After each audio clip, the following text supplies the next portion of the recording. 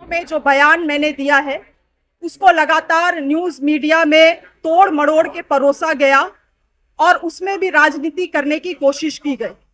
मेरा उस 2 मिनट के इंटरव्यू में मैंने कहीं पे भी किसी घुसपैठिया शब्द का भी प्रयोग नहीं किया है और ना ही किसी की तुलना किसी और के साथ किया है। मैं आज भी अपने बयान में अडिग हूं कि झारखंड में, पूरे झारखंड में डेमोग्राफी चेंज हुआ है और विशेष रूप से हम रांची कैपिटल से, रांची राजधानी से उस चर्चा का, बहस का शुरुआत करना चाहते हैं कि किस तरह से यहाँ पे रांची का पॉपुलेशन क्या हुआ करता था और लगातार बाहर से लोगों का, बाहर राज्य से लोगों का जो आवागमन हुआ है और यहाँ के लोग जो यहाँ, क्योंकि ये 5वीं अनुसूची राज है, CNT SPT कानून है, तब भी यहाँ पे सभी कानून को ताक में रखते हुए आदिवासियों का जमीन लूटा गया है, बड़े बड़े मॉल्स बनाए गए हैं, बड़े बड़े अपार्टमेंट्स खड़ा किए गए हैं और आज जिसमें वो जो लोग बाहर से आके उस अपार्टमेंट्स में रह रहे हैं या यहाँ पे बसे हैं आदिवासियों की जमीन को खरीद के, उनको 1985 के गैजेट नोटिफिकेशन लागू करते हुए रघुवर दास की सरकार ने उन सभी को स्थानीय निवासी घोषित करने का काम किया। अब मैं ये सोच रही थी कि भाजपा को तो मेरे बयान से दर्द हो रहा है पेट में और निश्चित रूप से होना भी चाहिए, क्योंकि उन्हीं की सरकार थी जब रघुवर दास को उन्होंने मुख्यमंत्री बनाया था। एक गैर आदिवासी को, यहाँ का गैर झारखंडी को यहाँ पे मुख्यमंत्री बनाने का काम किया था। मगर कुछ ऐसे लोगों को भी पेट में दर्द होने लगा मेरे बयान से, तो ये साफ जाहिर हो रहा था कि वो वैसे लोग हैं जो यहाँ पे दो वोटर आईडी कार्ड बना के रहते हैं, यहाँ पे भी वोट देते हैं, झारखंड में बाहर राज्य जाते हैं वहां पे भी वोट देते हैं। वो लोग हैं जो 2 राशन कार्ड बना के रह रहे हैं, यहाँ पे भी राशन लेते हैं, उनका परिवार वहां दूसरे राज्य में भी राशन लेता है। तो क्या ये चिंता का विषय नहीं है कि झारखंड जिनके लिए बनाया गया वो लोग कहाँ जाएंगे, उनका अधिकार कहाँ जाएगा? और इसीलिए वैसे लोगों के पेट में दर्द हुआ है जिन्हें दोहरा लाभ या तीर लाभ अलग अलग राज्यों से लेने का काम कर रहे हैं। क्योंकि अगर जो झारखंड में है, क्योंकि बहुत लोग ये भी बोल रहे थे कि बिहार अलग हुआ, झारखंड अलग हुआ बिहार से 2000 में, निश्चित रूप से बिहार से अलग हुआ। तो जब बिहार से झारखंड अलग हुआ तो आप और हम कौन हुए? नो मोर अ बिहारी, हम लोग तो झारखंडी हुए।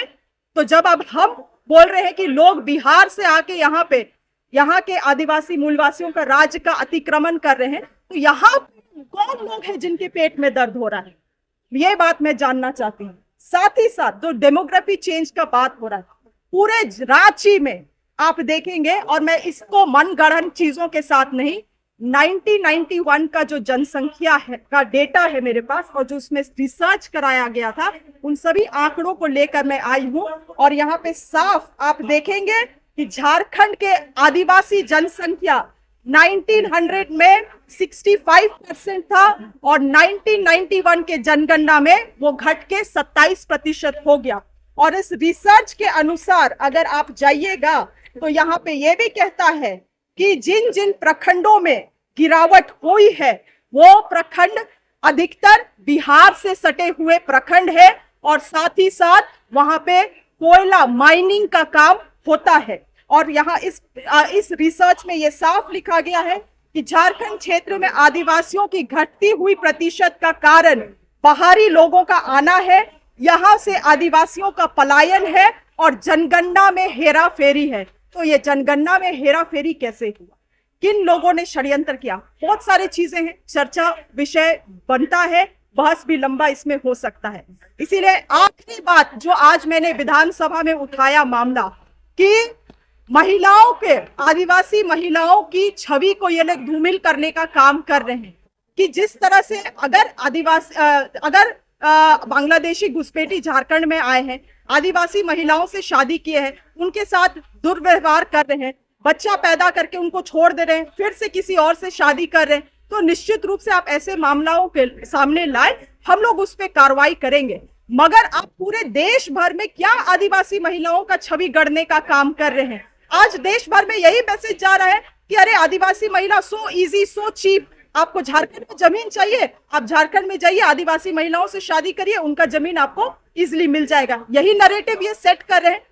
हम सभी आदिवासी महिला इससे आहत है और इस तरह से जनरलाइजेशन ना किया जाए। हम लोग बहुत विपरीत परिस्थिति में समाज से चीजों से लड़के इतना दूर पढ़ लिख के पहुंचते हैं और इस तरह से आदिवासी महिलाओं का